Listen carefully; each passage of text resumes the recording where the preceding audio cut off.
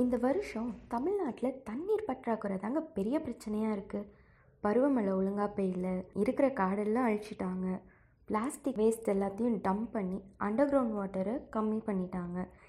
எல்லாத்துக்கும் மேலே இந்த காவேரி பிரச்சனை முடிகிற மாதிரியே தெரியல.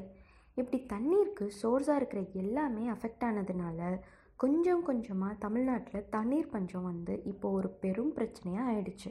இன்னும் சொல்லணுன்னா சென்னையில் மட்டும் இல்லாமல் பல ஊரில் குடிக்கிற தண்ணியை விலைக்கு வாங்குறது ஒரு சாதாரண விஷயமாயிடுச்சு. தமிழ்நாடோட கேபிட்டல் சென்னைக்கே இந்த நிலைமைனா அப்போ கிராமங்களோட நிலைமை கஷ்டம்னு நினைக்கிறீங்களா?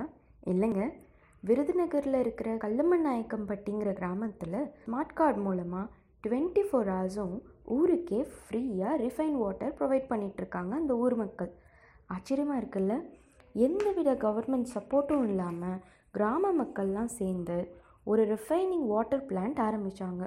ஊரில் இருக்கிற ஒவ்வொரு வீட்டுக்கும் ஒரு ஸ்மார்ட் கார்டும் கொடுத்தாங்க.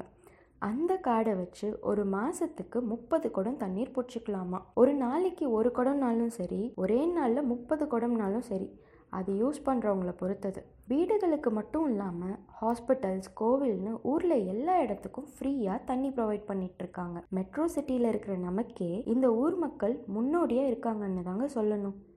யூஸ்வலாக கவர்மெண்ட் ஆஃபீஸ் போய் மனு கொடுத்தோம், அவங்க ஒன்றும் செய்யலை, இவங்க ஒன்றும் செய்யலைன்னு குறை சொல்லாமல் அவங்களுக்கு தேவையானதை அவங்களே பூர்த்தி பண்ணிக்கிட்டாங்க பாருங்கள். இது தாங்க ஒரிஜினல் நமக்கு நாமே. இதே மாதிரி இன்ஃபர்மேஷன்ஸ் தெரிஞ்சுக்கணுன்னா சப்ஸ்கிரைப் பண்ணுங்கள் சென்னை எட்ஸ் சேனல். தேங்க்யூ.